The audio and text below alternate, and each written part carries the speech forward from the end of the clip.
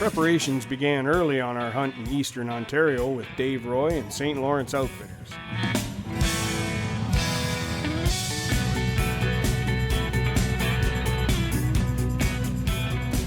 With blinds to set up and decoys to stage, there's no time to waste.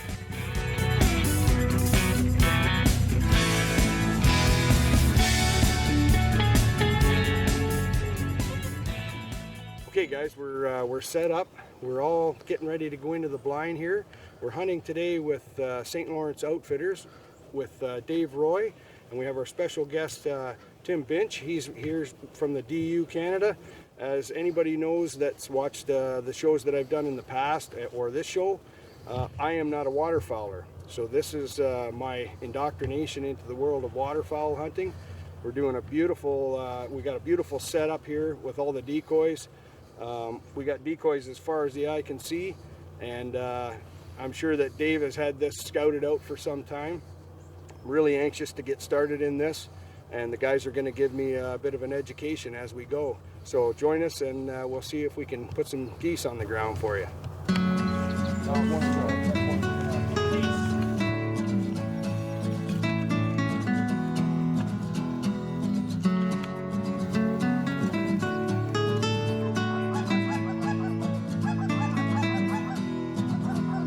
I felt honored to be in the company of such seasoned waterfowlers as Tim Binch of Ducks Unlimited Canada and legendary guide and outfitter Dave Roy of St. Lawrence Outfitters.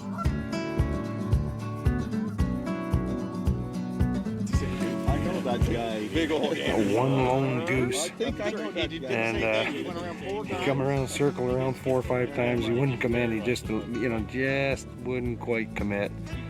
Boys are, the calling is phenomenal.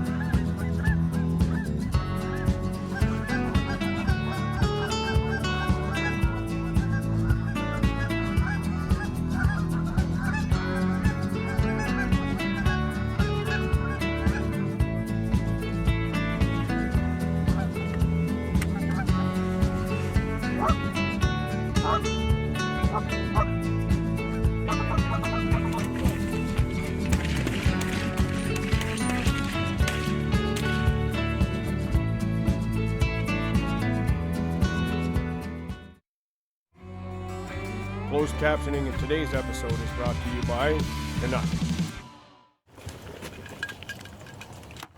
Well, there's a ton of birds in this neck of the woods. Yeah, there's a flock over that. Yeah. So they like to go up their roads, I'll tell you. Yeah. So the guides, the birds are kind of circling and they're looking at the decoy setup. A couple of singles and pairs have come in, but the big flocks seem to be, they're not flaring, but they're not really coming into where, where the guys want them to. So what the guys have done was, in the beginning, they made a pocket so that they could come in and was more inviting for them to come into the decoy setup. Now they're removing some of the black and white silhouettes. I guess, maybe that's the possibility that that's where they're having a problem coming in. So the guys are constantly changing the setup to suit the situation.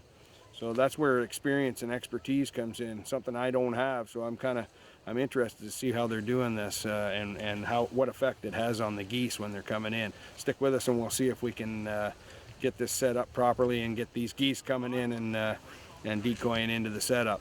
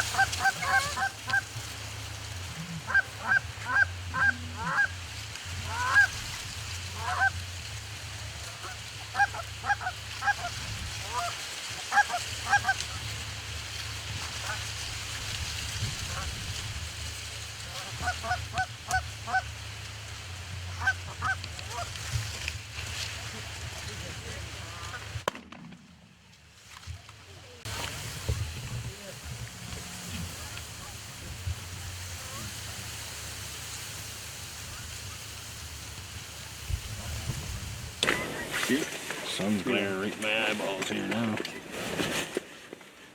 With lots of singles, pairs, and small flocks decoying in, the morning hunt passed all too quickly. That's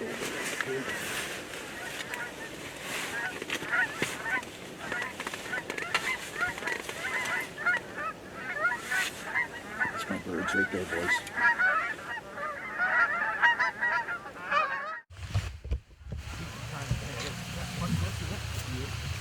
As you can see, we did pretty good today. We had a lot of fun. It was educational for me. As I said, I'm not an experienced waterfowl hunter. Between Tim's helpful hints and all the guys calling and the way Dave had the decoys all set up, everything worked out pretty good. Here at St. Lawrence Outfitters, it doesn't matter if you shoot them or not, they keep coming. They keep flying into the setup. We've packed everything up. The tractor, the farmer's tractor is turning over his bean stubble a little bit here. So we want to get out of his way. So we're going to call it quits for this morning. This portion of today's episode is brought to you by Bergara. Our barrels make the difference. Okay, guys, we've finished our hunt with St. Lawrence Outfitters, and as you saw, we harvested some beautiful geese. Goose is a meat that not everybody is comfortable with cooking. I hear people quite often saying, "Oh, I don't like goose," or "I don't like duck." I think a lot of the times it's because they're just either intimidated about cooking it and preparing it, or they've had a bad experience with it. That's why I was thrilled when my dear friend Becky Prepares agreed to come and help us to cook some of these more challenging meats like goose and some of the others. Becky is one of the finest cooks I've ever known. I've had many dishes that she's prepared, and I can't say as there's ever been one that I didn't like. Some of these dishes are not that intimidating, and it always kind of goes back to our principle of field to table. When you can introduce new people to game meat, it just helps people to join our ranks and get in the outdoors and enjoy their wild places. So Becky, can you show us just basically one of your recipes that you've prepared for us here today? Today we're going to showcase the goose, and right now we have some breasts here. So what we're going to prepare is a chicken fried goose on top of an herbed waffle with a sawmill gravy and a spicy syrup. Now I know it sounds complicated. It's not. I promise I'll walk you through it all, and it's quite simple. We'll break it down. Anybody can do it, and it's going to taste great. So let's get started. Yep. So the first thing that we're going to do is we're going to start with our gravy, get it out of the way. Okay? So we're going to go over here, and I'm going to turn this on. What we're going to do is we're going to start with some fat, and it can be any kind of fat that you have. So if you have bear fat, if you have butter, if you have bacon fat, if you have sausage even, you can do that, okay? So once it melts, we're going to add in some flour. These are breast fillets. Right. And you'll notice, as Becky said, she's adding some fat. Now, some people say, oh, goose and duck are greasy and fatty and everything. If they're prepared properly, they're not. You want to introduce a little bit into it.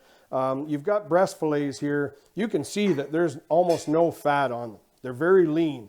Makes it very healthy. I'm going to just sprinkle in some flour, okay? So you'll see it. We got a nice big pan, so we can have a lot. All right. I'll just set that over there. Just kind of cook up your flour a bit. All right, Anthony, if you don't mind, would you just pass me some milk and all? Okay. So this gravy's pretty quick, right? It's going to be a nice quick gravy. You can totally omit it if you want, but why would you ever want to omit gravy? Oh no, right? That's sacrilege. You That's can't right. omit gravy. That's right. Let me tell you, you can't omit gravy. You can't omit gravy. Yeah, it's heavenly stuff. So you just pour in some milk, break this up. Okay, it looks like a dog's breakfast, but it won't. So you can see it's starting to thicken up here. You just keep thinning it out. And when we're done with this gravy, we're going to leave it here. We're just going to let it sit on the stove. We'll season it and everything. But if it gets a little too thick on you, just pour some more milk in and thin it out. Okay, so the most important part of this is going to be our salt and our pepper, okay? You have lots of salt, lots of pepper.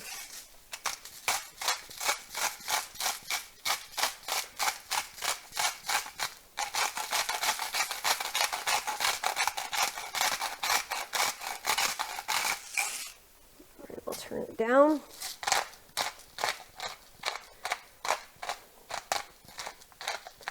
You can, if you like pepper, you can go to town. You know, go to town on it. Put lots. All right, give it a little whisk. We're gonna try to smooth it out. So that's the consistency that we're looking for here. A nice thick gravy. I'm gonna turn it right down and we'll come back to this. We got the base of it. Now the fun part, we're going to get on to the showcase, which is the goose. So I've prepared some last night, and I'll just do it quickly to show you so that I can get you up to speed, and if you want to do this at home, you can do that. So this is a really nice breast that we have here, and what I'm going to do is slice it in nice thin strips against the grain, okay? So we're just going to do that quickly.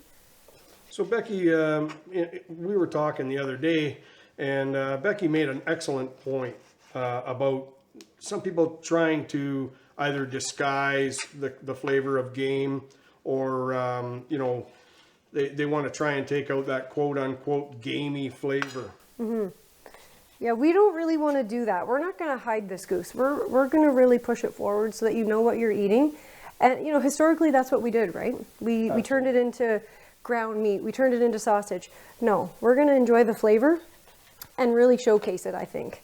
Okay, so if you have a meat tenderizer, just pound it out. The reason that we want to do that is A, it tenderizes the meat, B, it makes it a little bit flatter, a little bit thinner, and things cook a little bit more even and a little quicker when you do that, okay? So we're just going to do it like this. As you can see, it just gets a little bit flatter. These are really, really nice pieces. So we'll put them in here.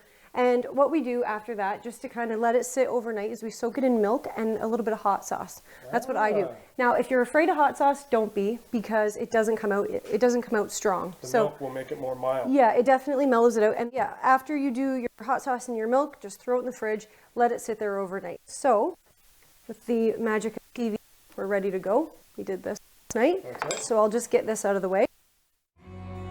This portion of today's episode is brought to you by PSE Archery. I'm going to show you this. Right here is a mixture of flour, cornmeal, and baking powder. So you just pour that in a bowl. Put a couple cups of flour, 2 tablespoons or so of baking powder, and then sprinkle in some cornmeal. That cornmeal is going to give you some crunch, okay? So nothing crazy, right? Just put that in there. Now we're going to season it. So this is some seasoning salt. We're going to eyeball everything, okay? A little bit of thyme. I like thyme in my any sort of batter, any sort of breading that I do.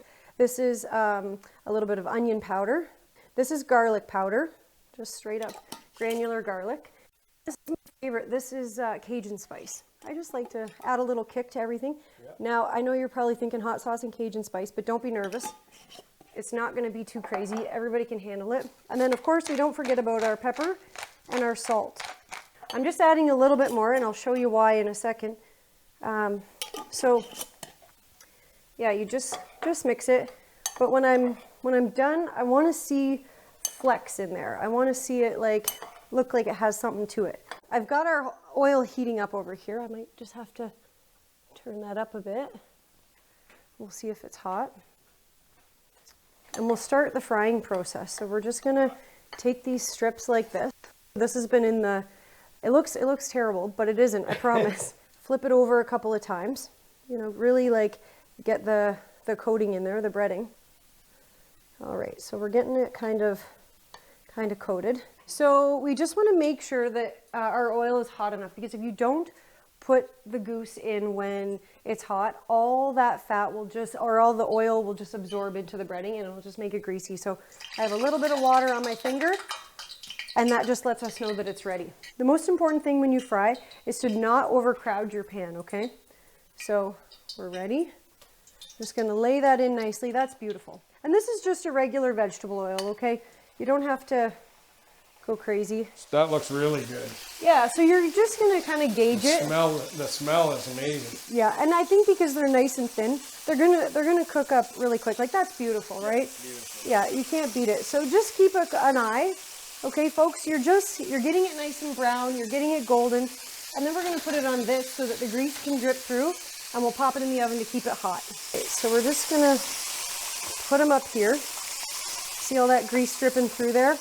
What I'm gonna do is I'm gonna drop these babies into the oven to keep them hot. Like that was pretty quick, but they're gonna finish cooking in here and then they won't dry out.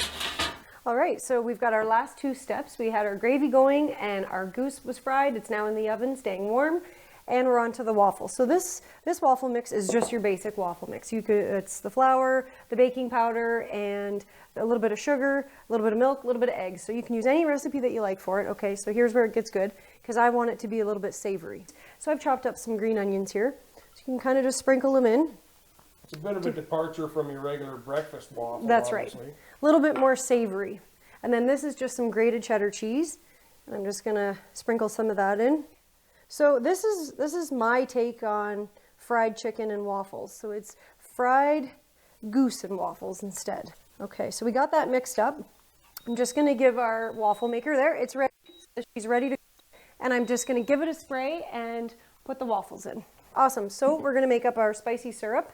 I'm gonna start with a little bit of maple syrup. Just pour that in. Also gonna add a little bit of honey. That'll make it nice and sticky. Yeah, again, we're not measuring. We're just feeling it out here, okay? Now this is totally personal. I like spice. I add a little bit. You don't put it, okay? We're just gonna, I know you got scared when I did that, didn't you? It looked like a lot. No, Yeah. I trust you. Okay, just a little dash of hot sauce, any kind you like. Okay, and then we'll just mix it up. So if you like it hotter, add more. So we're ready to go. That's gonna be beautiful on top. Yeah. Okay, so we've got our waffle here. We've plated it. I'm gonna put a nice couple of strips here. Don't be shy with the gravy, okay? This is what we do. Let me just, it's good. It's gonna be good on the goose. It's gonna be good on the waffle. We'll just go like this. Now, of course, if you wanna take this next level, you can totally put a nice poached egg on top. It's beautiful. And then we'll just do a little drizzle of our spicy syrup. You know, if you like, that sweet just really, it takes it up a notch. There we are, guys. So would you like to do the honors? I absolutely would. Okay, let's make a spot for you here. Good. It smells good. I wish you could smell this. And I wish it would smell-o-vision. Smell-o-vision. Yeah.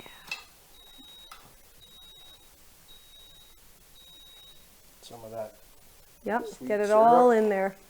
Might be hot. Good? That is far and away the best goose I've ever had in my life.